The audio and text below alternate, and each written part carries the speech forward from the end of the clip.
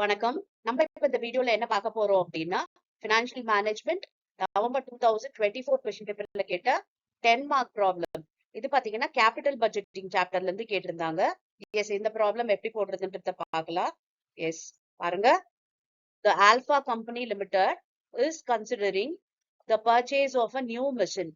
Two alternative machines A and B have been suggested, each having an initial cost of rupees 4 lakh and requiring rupees 20,000 as additional working capital at the end of first year. Earnings after taxation are expected to be as follows. Okay, பாத்தீங்கன்னா ரெண்டு மிஷினோட cash inflow கொடுத்திருக்காங்க. Okay, இதோட initial cost எவ்வளவு அப்படின்னு பாத்தீங்கன்னா 4 லேக்னு சொல்லியிருக்காங்க. And end of the first year பாத்தீங்கன்னா ஒரு 20,000 வந்து ஒர்க்கிங் கேபிட்டலா அடிஷனல் தேவை அப்படின்னு சொல்லியிருக்காங்க. The company has a target of return on capital of 10% on the basis you are required to compare the profitability of the machine and state which alternative you consider financially preferable. Okay, இப்ப பாத்தீங்கன்னா 10% வந்து return on capital சொல்லியிருக்காங்க. And 10% ஃபேக்டருக்கு நமக்கு வந்து present value வந்து கொடுத்துட்டாங்க, table value. இப்ப இதை யூஸ் பண்ணி நம்ம present value of cash inflow outflow வந்து நம்ம அசர்டைன் பண்ணணும். எஸ், இப்ப போடலாமா அந்த ப்ராப்ளம்? ஓகே, ஃபர்ஸ்ட் பாருங்க, மிஷின் ஏக்கு போடுவோம், அதுக்கப்புறம் மிஷின் பிக்கு போடலாம். மிஷின் ஏக்கு பாருங்க 0 to 5, அதாவது ஜீரோன்றது எதுக்காக போட்டிருக்கோம்னா நம்மளோட இனிஷியல் இன்வெஸ்ட்மெண்ட் இருக்கு இல்லையா, அவுட்ஃப்ளோ காஸ்ட், அதுக்காக நம்ம ஜீரோ போட்டிருக்கோம். ஜீரோல பாத்தீங்கன்னா கரண்ட் பிரைஸ்ன்றது தான் அர்த்தம் ஜீரோ.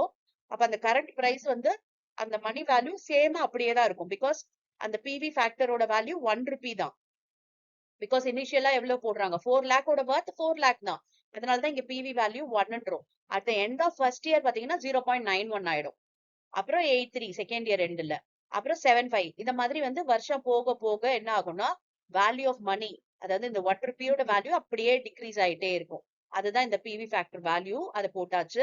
அடுத்து அவுட்ஃப்ளோ எழுதிக்கலாம். ஃபர்ஸ்ட் வந்து இனிஷியலா நாங்க போட்டது 4 லேக் இல்லையா, அதை எழுதிக்கலாம். அதுக்கப்புறம் பாத்தீங்கன்னா அடிஷனலா ஒரு 20,000 போட்டிருக்காங்க end of the first year, அது 20 எழுதிக்கலாம். இப்ப இதுக்கு வந்து பிவி கண்டுபிடிச்சிடலாம், பிரசன்ட் வேல்யூ கண்டுபிடிச்சிடலாம். சோ 4 லேக் இன்டூ 1 4 லேக் தான். 20,000 இன்டூ 0.91 நமக்கு 18,200 வருது. இதுதான் வந்து பிவி ஆஃப் அவுட்ஃப்ளோ. இப்ப இன்ஃப்ளோ, ஓகே, இன்ஃப்ளோ பாத்தீங்கன்னா நம்ம எழுதிக்கலாம். மிஷின் ஏக்கு 40,000, 1,20,000, 1,60,000, 2,40,000, 1,60,000 எழுதியாச்சு. இப்ப இது எல்லாத்தையும் இந்த பிரசன்ட் வேல்யூவோட மல்டிப்ளை பண்ணணும். 0.91 into 40,000, 0.83 into 1,20,000, 0.75 into 1,60,000, 0.68 into 2,40,000, 0.62 into 1,60,000. பாத்தீங்கன்னா போட்டாச்சு பிவி ஆஃப் இன்ஃப்ளோ. ஓகே, இப்ப நம்ம வந்து டோட்டல் கண்டுபிடிக்கணும். டோட்டல் அவுட்ஃப்ளோவோடது பிவி என்ன அண்ட் இன்ஃப்ளோவோட பிவி என்ன அப்படின்றது பாருங்க போட்டாச்சு. இது 4,18,200 வருது. அண்ட் இங்க பாத்தீங்கன்னா 5,18,400 வருது. ஓகேவா? இப்ப ரெண்டுத்துக்கும் நம்ம பிவி வந்து பண்ணியாச்சு. ஓகே, இப்ப நெட் பிரசன்ட் வேல்யூ கண்டுபிடிக்க போறோம். நெட் பிரசன்ட் வேல்யூவோட ஃபார்முலா என்னன்னா PV of cash inflow minus PV of outflow. அப்ப 5,18,400 மைனஸ் 4,18,200 போட்டோம்னா பாருங்க 1,02,000 வருது. இது மிஷின் ஏ ஓடுது. இப்ப இதே மாதிரி மிஷின் பிக்கு போடுவோம். அப்ப எது இதுல ஜாஸ்தி வருதோ அந்த மிஷின் இஸ் ப்ரிஃபரபிள் அப்படின்னு சொல்லிக்கலாம். எஸ், இப்ப வந்து மிஷின் பி இது போடலாமா?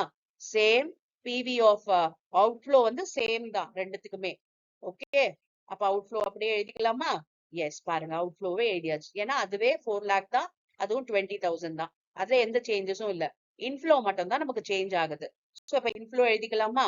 எஸ், அப்ப 1,20,000 into 0.91, 1,60,000 into 0.83, 2 lakh into 0.75, 1,20,000 into 0.68, 80,000 into 0.62 போட்டோம்னா பாருங்க நமக்கு வந்து பிவி ஆஃப் இன்ஃப்ளோஸ் எல்லாம் கிடைச்சிருச்சு.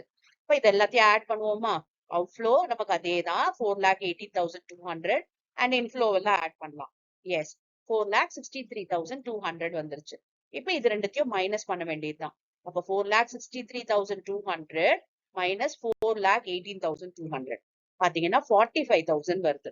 ஆனா நமக்கு மிஷின் ஏக்கு பாத்தீங்க இல்லையா 1,02,200 வந்தது.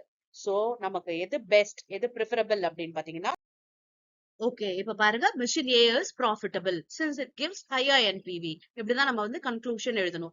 எப்பவுமே பாத்தீங்கன்னா அந்த கேபிட்டல் பட்ஜெட்டிங்ல எந்த ப்ராஜெக்ட் ப்ரிஃபரபிள், எது ப்ராஃபிட்டபிள் அப்படின்றது தான் கொஸ்டினா இருக்கும்.